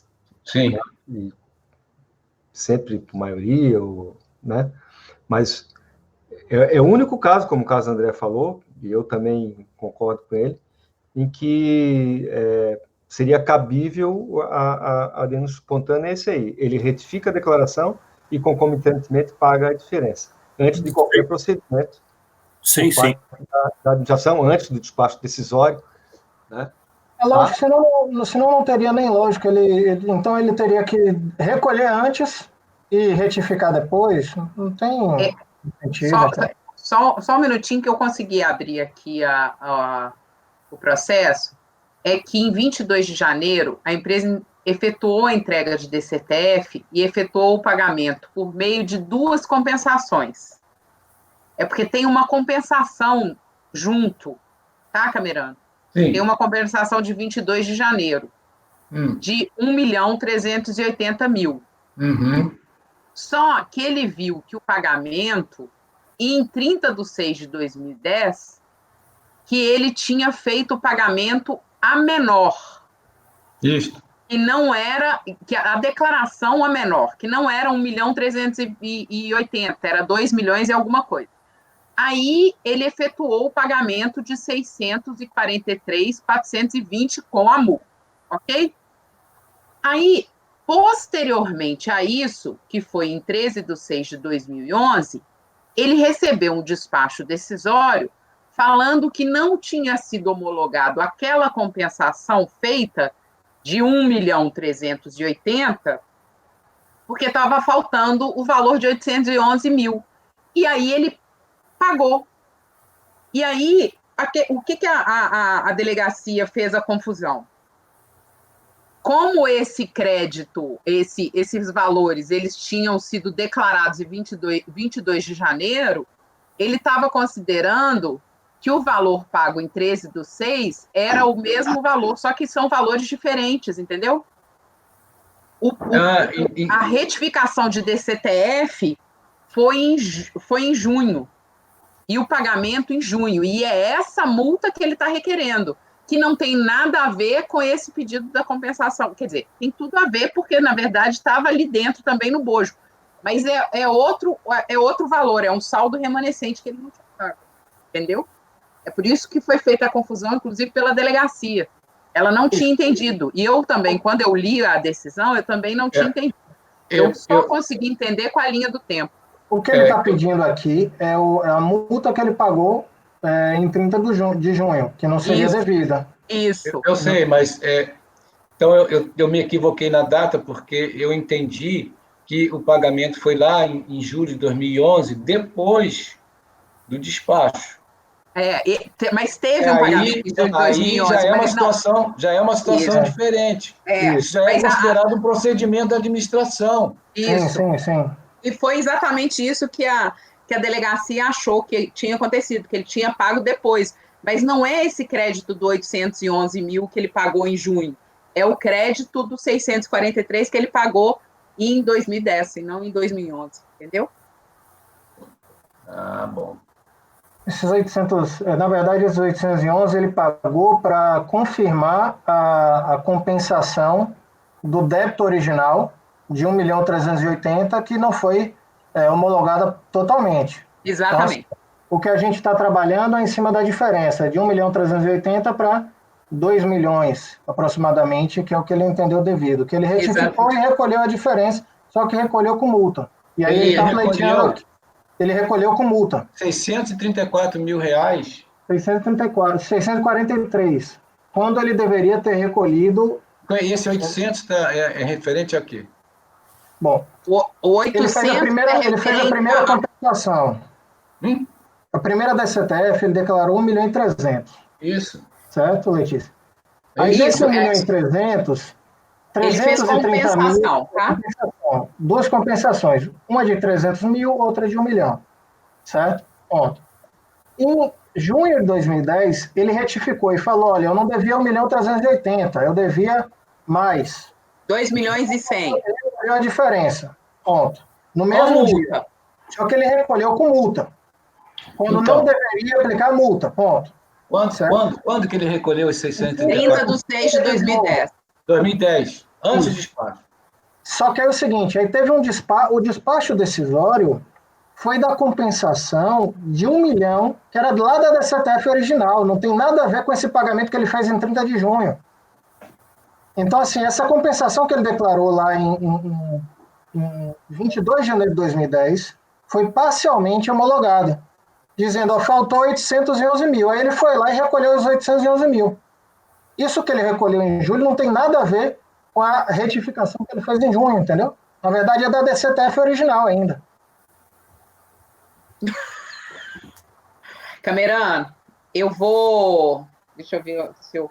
Porque só essa linha do tempo aqui é que esclarece. O que está pegando aqui é esse recolhimento aí de 800 e poucos mil após o despacho decisório, não é isso? Mas esse ele recolheu com multa, isso não está questionando. Ah, isso não está questionando. Não, o que ele está... Olha isso, Camerano. Tenta colocar minha tela grande aí, para você ver. Já estou vendo. Mas você está conseguindo ler? Sim, sim. É isso aqui, ó. Esse aqui é o imbróglio, ó. Por isso que eu estava abrindo o recurso. Em 22 de janeiro, a empresa efetuou a entrega da DCTF original e efetuou o pagamento no valor de 1.380 por meio de duas compensações, 334 e 1 milhão, tá? No total de 1.380.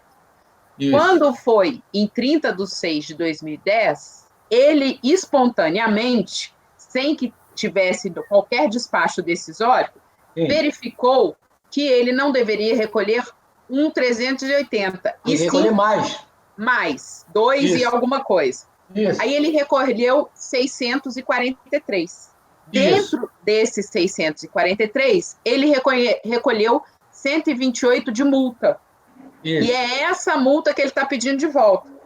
Tá? Não, se for essa aí, tá correto. É que eu fiz a confusão com o pagamento depois do despacho. Que é o que a delegacia também fez. Aí, em 13 de 6 de 2011, a empresa recebeu despacho decisório que homologou apenas parcialmente aquela compensação inicial de 1,46, motivo pela qual ele efetuou o pagamento do montante não homologado de 811 mil em 29 de 7 de 2011. Esse débito não possui relação com o pagamento realizado no dia de entrega da DCTF retificadora de 30 de 6. Ah, esse quadrinho aqui, ele é bem elucidativo. Por isso que eu queria abrir o recurso voluntário, entendeu? Agora aí eu fico com uma dúvida, Letícia, que eu ia falar aqui antes. Mas ele está dizendo que ele recolheu 643 com multa e juros. Onde é que está essa multa e juros? Porque inicialmente ele devia 1.380.000.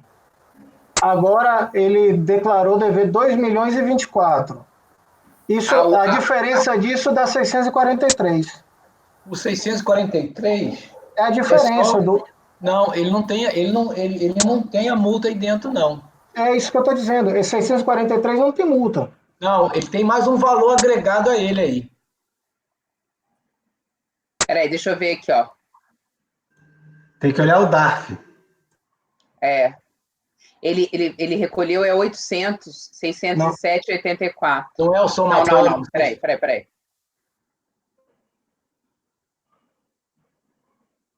Ele está falando que é o 643. Isso mesmo. 800 mil, Ele 643 mais 128 mais 28, deu 800 mil. Então ele recolheu 800 mil. Na verdade, ele não recolheu 643, não. Ele recolheu 800 mil e o que ele está buscando é essa diferença, de 800 para 643. Que é o 128. Exatamente. Pronto, com esclarecido. Então, é como voto, presidente. Eu acho que agora está esclarecido. Realmente é confuso, sim. Eu também fiquei confusa na época, por isso que... Como é que eu interrompo o compartilhar? Pronto. É isso.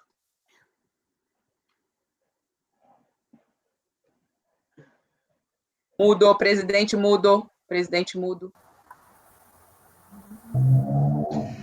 voto é por dar provimento ao recurso voluntário, ok? Doutor Camerano. Agora sim, foi bem elucidativo. Voto com a relatora. Muito bem. Doutor Daniel. Acompanha o Camerano, presidente. Sempre. Doutor Carlos. Com a relatora. Doutora Luciana. A relatora, presidente. Doutor Nelson. Eu tenho uma dúvida. Agora que tu vem com dúvida, Nelson? Agora, depois... Está votando, Nelson. Esse pagamento de 29 foi de quanto? Porque 800 é o que pagou a 100 a mais. O do dia 29, quanto foi pago? 811 mil. Não, mas aí é os 600 mais a multa. Não. Os 600 mais a multa dá 800. Tem diferença de 11 mil reais, que foi a parte que não foi homologada. São Sim, dois Os pagamentos. valores são próximos, mas não são iguais, não. Essa dúvida. Então, quanto foi o recolhimento lá da diferença que não foi homologada? Que foi depois 811 mil e alguma coisa. Então, são dois valores de 800. Isso. Só que, na verdade, ele recolheu 800, mas devia 643. Isso. Porque a minha dúvida era, estamos falando do valor 800, mas tem dois pagamentos. Sim. Né? E os dois estão na margem aí dos 800 mil, né? Eu voto com a relatora, então. Muito bem. Doutor Eduardo. Também vou acompanhar a relatora. Também vou acompanhar a relatora por unanimidade, dar provimento ao recurso voluntário. Doutora Letícia, item 95, para a gente fechar a tarde com chave de ouro. Abrindo aqui, presidente. Também tem sustentação nesse aí, tá? Esse também tem sustentação. Esse também é denúncia espontânea. Só que esse aqui, o pagamento não foi concomitante. Basicamente é isso, presidente.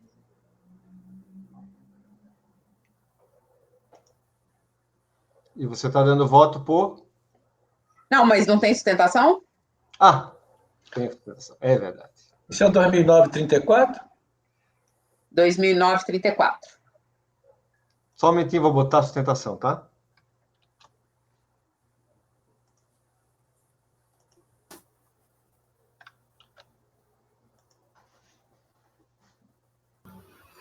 Boa tarde, senhores conselheiros, senhora relatora. Espero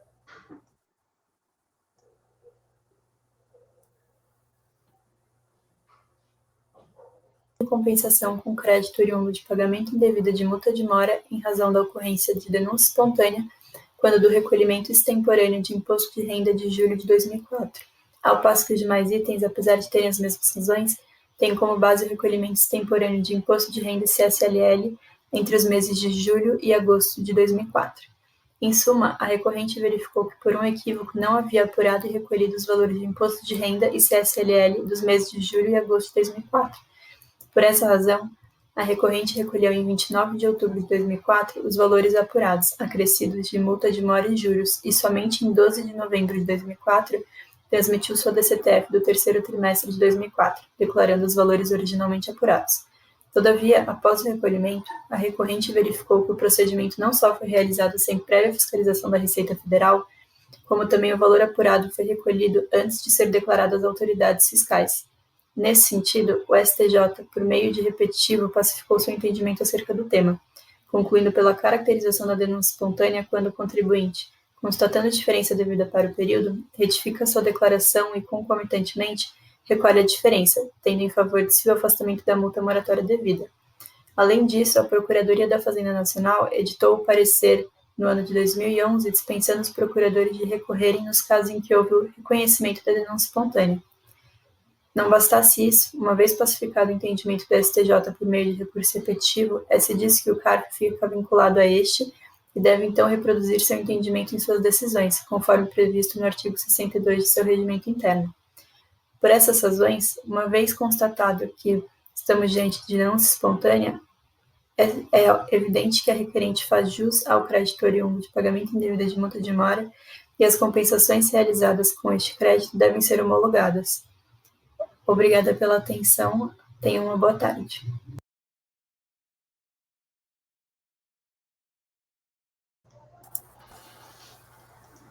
Muito bem. Doutora Letícia. Pois bem, presidente, esse processo é imposto de renda, ele tinha sido declarado e não tinha sido recolhido. Ao contrário do anterior, aqui não existe denúncia espontânea.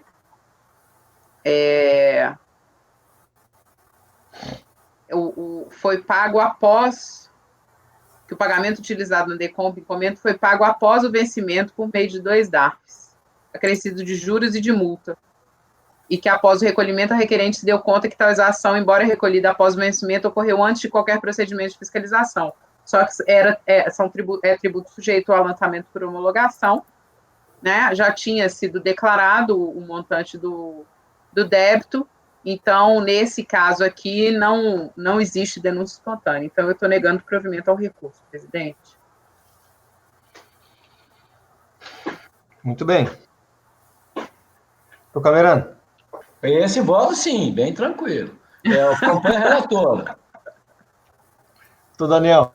Presidente, eu fiquei na dúvida aqui, Letícia. Ele fez uma retificação da DCTF depois do pagamento. Então, estou na dúvida se essa retificação, se ele declarou antes e não pagou, ou se ele declarou a menor antes, depois fez o pagamento da diferença e retificou depois. E foi isso que a procuradora sustentou. Que não seria declarado e não recolhido. Na verdade, ele teria declarado, devo 1 milhão, certo? Só que, na verdade, devia mais, recolheu a diferença com multa e juros, isso vamos dizer 6 meses depois, e retificou a DCTF depois para declarar um débito maior. Aí sim a DCTF passou a bater com o valor que ele tinha recolhido a mais. Pelo menos foi isso que eu entendi. Da sustentação dela parece isso mesmo, mas pelo que eu avaliei aqui nos autos do processo, não foi essa a situação. Ele retificou, porque ele fala da retificação da DCTF posteriormente, né?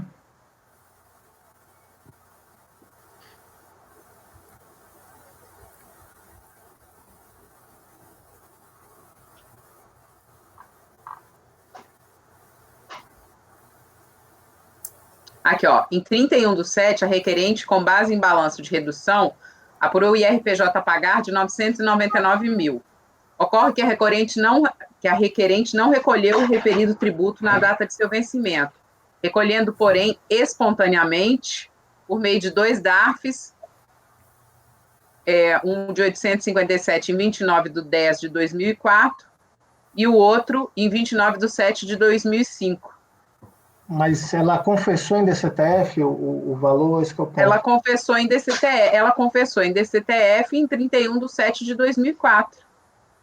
E pagou em em outubro de 2000, ela confessou em DCTF em 7 de 2004, pagou em outubro de 2004 e agosto de 2005. E está querendo aplicar a denúncia espontânea. Certo? Entendeu? Aí, sendo o tributo sujeito ao lançamento por homologação, aqui não tem denúncia espontânea.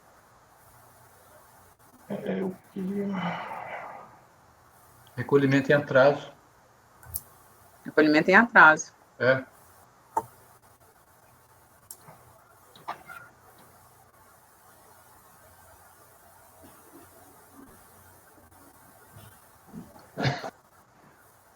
Aí ela está requerendo essa multa.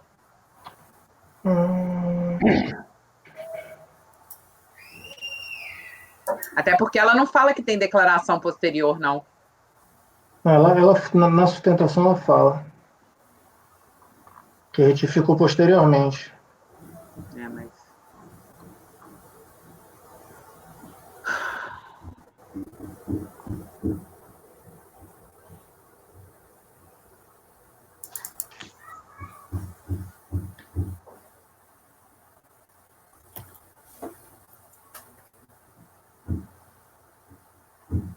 Aqui, ó, de fato, isso é o relatório dela no recurso voluntário.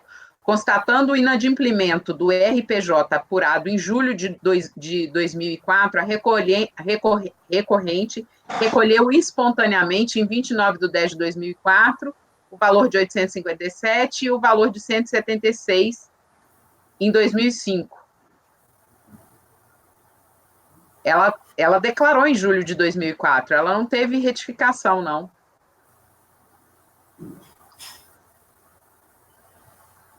Entendeu?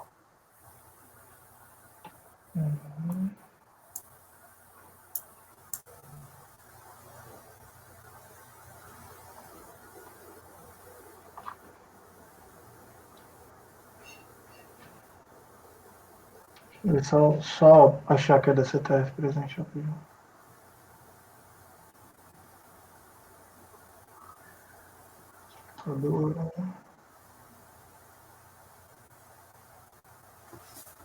Tem uma DCTF retificada aqui.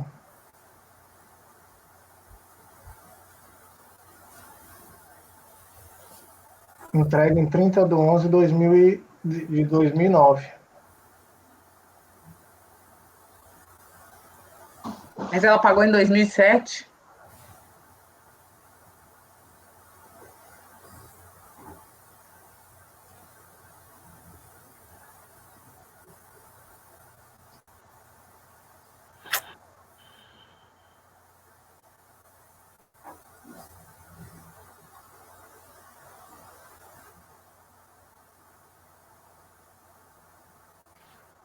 O presidente está achando meio... Não estou muito seguro para julgar agora, não. Eu vou pedir vista desse processo. A gente ainda tem um tempinho para, se quiser procurar... Olhar, você fazer uma vista em mesa aí rápido. Eventualmente, uma vista em mesa, ele volta amanhã. Não nessa sessão que a gente está tendo, pode fazer isso? Mas pode. Pode. Pode, se for o caso, pedir vista em mesa e amanhã de manhã a gente julga, eu dou uma olhada hoje de noite. Pode ser. Sem problema. Vou anotar aqui, então.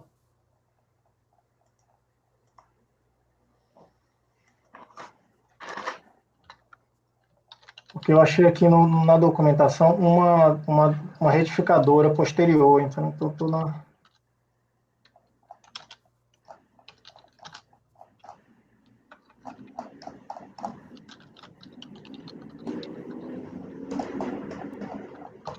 Aqui, a DCTF do terceiro trimestre de 2004. Você pega aqui na manifestação de conformidade, ele fala que o recolhimento do IRPJ apurado no mês de julho de 2004 é o típico caso de denúncia espontânea, já vista que a requerente voluntariamente, antes de qualquer ato da Receita e antes de declarar o tributo, recolhe antecipadamente. E tem uma retificadora, e seria necessário a gente dar uma olhada no valor que foi confessado inicialmente e no valor que estaria na retificadora depois.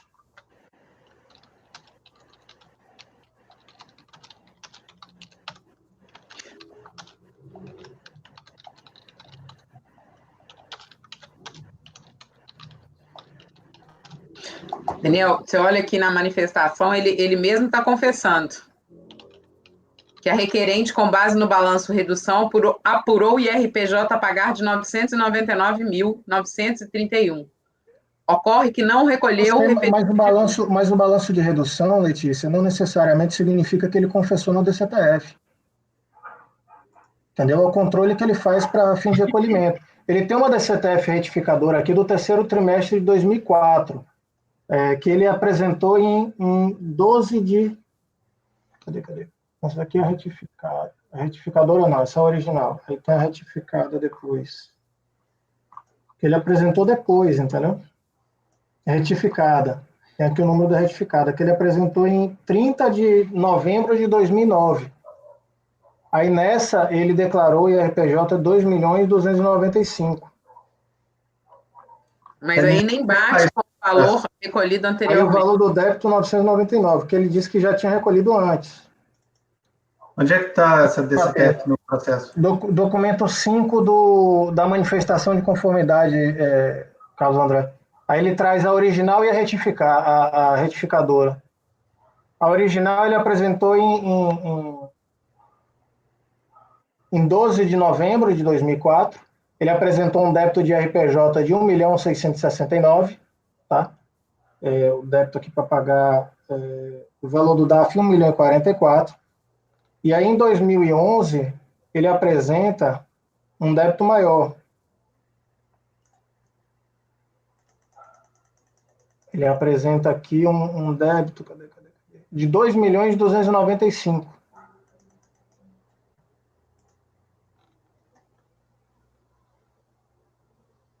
E o DAF, cadê?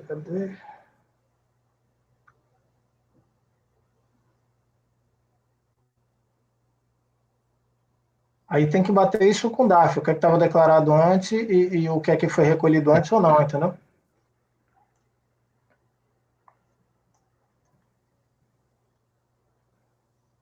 Aqui, o DAF é de 31/8 de 2004. Então, teoricamente, antes da retificadora.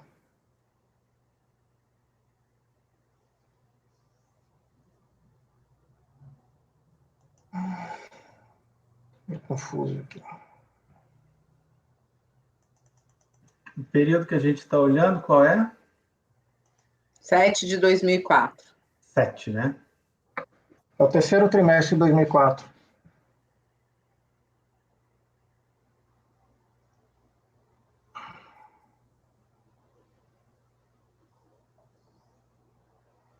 Aqui, ele recolheu em 29/10 de 2004, 1.044.000, que foi o valor principal 857, mais multa e juros. Pois é, Daniel, mas ele não E tinha ele recolheu recolhido mais. nada em julho de 2007. Ele não recolheu nada lá atrás. E ele tinha declarado Ele declarou 219.000, Letícia, na DCTF original. Tá aqui que foi que apresentou. Não, desculpa, essa daqui é a PDComp. Deixa eu pegar a original aqui. A original está 857.909,26. Tá, 857. Ele não pagou nada. Que tá aqui, pago com multa. Tá? Ele pagou aqui em 29/10 de 2004. Tá pago aqui o DAF. 857 mais 167 mais 19.000. 1.044 foi o que ele pagou. Ou seja, ele pagou o que ele declarou na DCTF retificadora com multa. Tá? Aí depois, aí tem esse outro recolhimento aqui também de 237.000 com multa, de um valor de principal de 176. E tem a DCTF retificadora posterior, entendeu? Então, assim, esse valor, esses 857, ele recolheu com multa. Tanto que está aqui, ó, já está na própria DCTF. Valor total do DAF, 1.044.000, tá? Que é o vencido em 31/7. Então, ele já está declarado na primeira DCTF esse valor e está vinculado ao DAF de 1.044.000. Gente, é o seguinte, ó, eu vou ter que encerrar a sessão. Já anotei aqui o pedido de vista, estou dando vista em mesa, tá? Para que a gente retorne o julgamento desse processo amanhã, no início da manhã, tá ok? Daqui a pouco o apoio vai ter que sair, nós vamos ter que encerrar a gravação, tá ok? Então, declaro encerrada a sessão de hoje, da tarde, tá? Retornamos amanhã com esse processo, tá ok? Na parte da manhã. Apoio, por favor, pode parar a gravação, por gentileza? Gravação encerrada, presidente. Obrigado, Jânio. Tchau, tchau. Letícia, aproveitar aqui.